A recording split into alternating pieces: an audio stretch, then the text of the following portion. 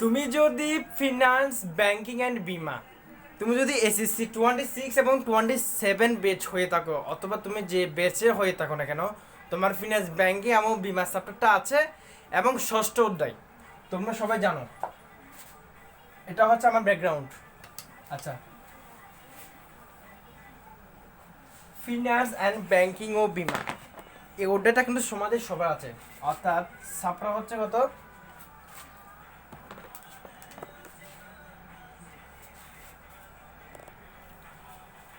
Just এই চ্যাপ্টারটা খুলো এবং দেখো কত রকমের বন্ড, কত রকমের বন্ড। আমাদের এগুলো জানার দরকার নাই। আমাদের খ খ গ গ এবং এই ওদের থেকে যদি কোশ্চেন আসে তাহলে কি কি আসবে, খ ক গ গ 10 নম্বরে, আর এমসিকিউ যদি আসে 3-4টা আসবে। তার জন্য আপনারা এমসিকিউগুলো বেশি বেশি প্র্যাকটিস করবেন। একটা অধ্যায় থেকে কমপক্ষে করে 200টা এমসিকিউ প্র্যাকটিস করবেন। যদি 5টা অধ্যায় থাকে তাহলে 5টা অধ্যায় থাকলে 1000টায় 5 দুগুণ কত, 10, 1000টা এমসিকিউ দেখানো হয়ে যায়। মিনিমাম 27টা অধ্যায় আছে মনে হয়, আমি বই দেখি না। কিন্তু আজকে আমি আমি গ্যারান্টি দিতে পারবো আপনার ষষ্ঠ অধ্যায় আজকে আমি কমপ্লিট করব। কোনগুলো, গ এবং ঘ, আপনি 3 এবং 4 এই 7 নাম্বার পাবেন, যেটা আই ক্যান গ্যারান্টি ইউ, আমি কিন্তু গ্যারান্টি দিতে পারবো। আজকে থেকে গ্যারান্টি আপনি 7 নাম্বার পাবেন এবং এমসিকিউ কিছু কভার হয়ে যাবে। তাহলে আমি শুধু ছয়টা অঙ্ক মানে 6টা সূত্র দেখাবো। 6টা সূত্র দিয়ে আপনি এই ফিনান্স ব্যাংকিং ও বিমা এর চ্যাপ্টার 6 দীর্ঘমেয়াদী অধ্যয়নটা আপনি কমপ্লিট করতে পারবেন। 6টা সূত্র এবং 6টা অঙ্ক দেখাবো, 6টা টাইপ। এই 6টা অঙ্ক দেখালে আপনি বই যতগুলো অঙ্ক আছে, যতগুলো ম্যাথ আছে, আপনি কি করতে পারবেন, সমাধান করতে পারবেন। তাহলে ভিডিওটা শুরু থেকে শেষ পর্যন্ত দেখে থাকো।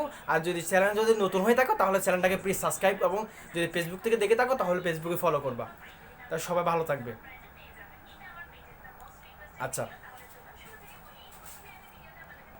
তাহলে আমি কি বললাম, আমাদের এই চ্যাপ্টার 6-এ আমাদের ষষ্ঠ অধ্যায় ফিনান্স ব্যাংকিং ও বিমাতে এই ষষ্ঠ অধ্যায় যদি আমরা 6টা অঙ্ক 6টা সূত্র করবো এবং 6টা সূত্রে ফুল চ্যাপ্টার আমি কমপ্লিট করে দিব, ডাউন করে দিব। জাস্ট দেখতে থাকো।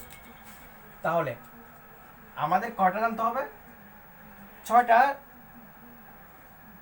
সূত্র জানতে হবে। তাহলে তোমরা দেখতে পাচ্ছ এই 6টা সূত্র দিব। এই 6টা সূত্রে আপনার ষষ্ঠ অধ্যায় কমপ্লিট। আমাদের এই অধ্যায় থেকে 2 টাইপের অঙ্ক আছে। কয় টাইপের অঙ্ক আছে আমরা জেনে নিব আজকে।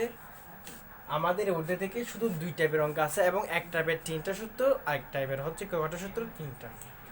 ফার্স্ট অফ অল আমি বন্ডের মূল্য নির্ণয়, এটা ঘতে আসে আর এটা ঘতে আসে, বা দুটোটা মিক্স করে আসে, আর না হলে দুটোটা একটা। আপনি কিভাবে ক্যাচ করবেন,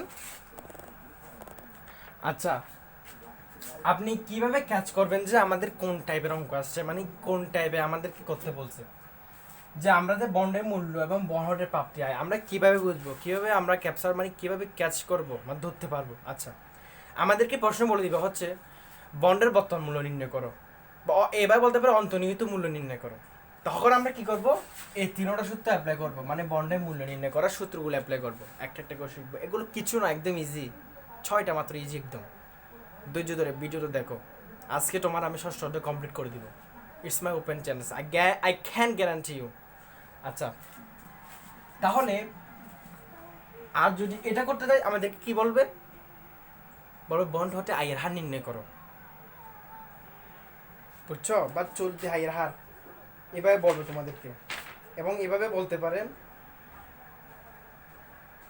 বলবে যে মেয়াদোপত্তিতে আয়ের হার নির্ণয় করো, তখন আমরা এটা করবো। তলবযোগ্য বন্ডে আয়ের হার নির্ণয় করো, বন্ডের চলতি আয়ের হার নির্ণয় করো। এগুলো সূত্র আছে, আমি সূত্রগুলো দেখাবো।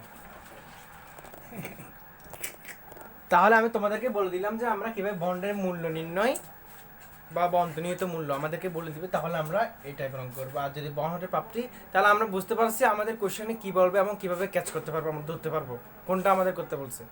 তাহলে আজকে এটা হচ্ছে পার্ট 1। আমি পার্ট 1 পার্ট 2 করে কম সময় করে আমি তোমাদেরকে এটা করবো। আমি চাই এটা আমি একদিনে শেষ করতে পারি, আমার একদিনে শেষ করবো, মানে এক ভিডিওতে, মানে পার্ট 1 পার্ট 2 করে শেষ করবো আর কি।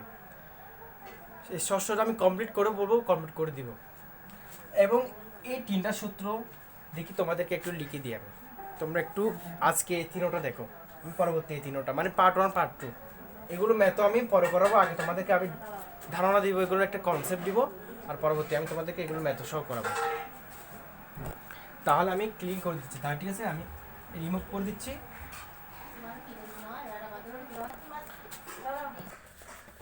জাস্ট 3টা সূত্র আজকে করাবো, এবং আর 3টা সূত্র হচ্ছে পরবর্তী পার্ট 2তে তোমরা পাবা, এবং পার্ট 3টা আমি ম্যাথ সহ ডিসকাস করবো, এবং পার্ট 4-এ কয়েকটা শিডিউল করাবো এবং কয়েকটা গুরুত্বপূর্ণ লাইন বলবো এমসিকিউর জন্য ইম্পর্ট্যান্ট এবং ভবিষ্যতের জন্য দীর্ঘমেয়াদী অধ্যয়ন।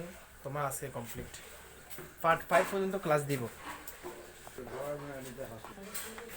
পার্ট 1 আমরা পার্ট 1 থেকে 5 অর্থাৎ part 1 part 2 part 3 part 4 part 5 করে 5টা ক্লাস দিব কম সময়ের মধ্যে, অর্থাৎ 20 মিনিট 10 মিনিট করে করে। আমি চাইলে এটা ফুল একটা 2-3 ঘন্টা 1 ঘন্টা আমি শেষ করে দিতে পারি, কিন্তু আমি আলাদা আলাদা করে করতেছি তোমাদের ভালোর জন্য। তোমরা যদি 20 মিনিট করে দেখো রেস্ট হয়ে যাবে একটা, মানে একটু একটু জিরে জিরে হলে দেখবা, মানে আমি সবগুলো এক ভিডিওতে করে করতে পার্ট 5 করেছি তোমাদের সুবিধার জন্য, ঠিক আছে। আজকে জাস্ট আমি তোমাদেরকে এই সূত্র সম্পর্কে একটু কনসেপ্ট দিব। সূত্রগুলো মানে এটার মানে কি, এটার মানে কি দ্বারা আমি বোঝাচ্ছি তোমাকে। তাহলে ফার্স্ট অফ অল আমরা কুপন বন্ড বিজিরু মানে ভ্যালু অফ বন্ডটা নির্ণয় করি আগে। তো ফার্স্ট অফ অল আমরা হচ্ছে coupon bond. First of all আমরা কি জানবো, কুপন বন্ড। এই কুপন বন্ডের সূত্রটা হচ্ছে আমরা কিন্তু মানে আমরা সূত্র যখন লিখতে যাব তখন কিভাবে লিখব, এই বিইউ ইজ ইকুয়াল টু কিভাবে লিখব, B U is equal to I divided by K D. Okay, first of all তোমাদেরকে একটা একটাতে দেখাই। ফার্স্ট অফ অল হচ্ছে আই ডিভাইডেড বাই ক্যাডি মানে কুপন বন্ড। এটাকে আমরা কি বলে থাকি, পরিশোধযোগ্য বন্ড বলে থাকি, ঠিক আছে। তাহলে কুপন বন্ডের সূত্রটা কি হবে, I divided by K D 1 minus 1 plus K D into N. এটাকে আমরা বিইউ সংক্ষেপে বলে থাকি, ভ্যালু অফ বন্ড। আপনি এভাবেই ধরতে পারেন, এভাবে দিয়েও অঙ্কটা স্টার্ট করতে পারেন, সূত্রের বসে ক্যালকুলেশন করলে বাস্ট এনাফ। আচ্ছা, সূত্র তোমরা বুঝতে পারছো, K D divided by I D divided by K D into দ্বিতীয় বন্ধনী 1 minus 1 divided by 1 plus K D into N plus M B divided by 1 plus K D power N. দেখো তোমরা যদি এখানে যদি শুধু ক্যাডি আর আই এমবি এই 3টা ফরম্যাট মানে এই 3টা কি, এটা কি বোঝায়, এখানে আমরা কোন মূল্যটা দিব, মানে অঙ্ক কোন ডিজিটটা আমরা এখানে বসাবো, জাস্ট আমরা শুধু এইগুলো জানবো। এই একটা শুধু এই 3টা জিনিস জানতে পারলে, এই 3টা জিনিস জানতে পারলে এবং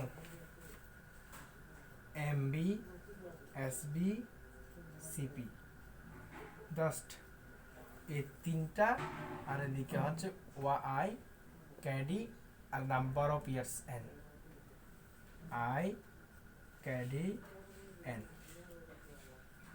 6টা সূত্র দেখেন, 6টা জিনিস কীভাবে আমি টেকনিক আকারে বের করছি।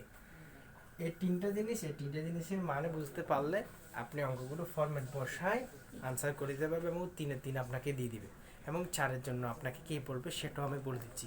বলবে যে জনাব অমুকে কোন বন্ডে বিনিয়োগ করা উচিত, কি বলবে, জনাব অমুকে কোন বন্ডে বিনিয়োগ করা উচিত। তখন আপনি কি করবেন, বন্ডের মূল্য নির্ণয় করবেন, যে আয়ের হার তখন চোখ থেকে ফেলে দিবেন, মানে ব্রেন থেকে মুছে দিবেন, আমার এখন আয়ের হার কোনো প্রয়োজন নেই, আমার প্রয়োজন হচ্ছে বন্ডের মূল্য নির্ণয় করো। যখন বলবে কোন বন্ডে বিনিয়োগ করবে, তখন আয়ের হার আমাকে একেবারের জন্য বাদ দিতে হবে। জাস্ট আমরা লক্ষ্য রাখবো হচ্ছে বন্ডের মূল্য নির্ণয়। তাহলে আমাদের যদি বলে, আমাদের কিন্তু এখানে একটা কিন্তু টুইস্ট আছে।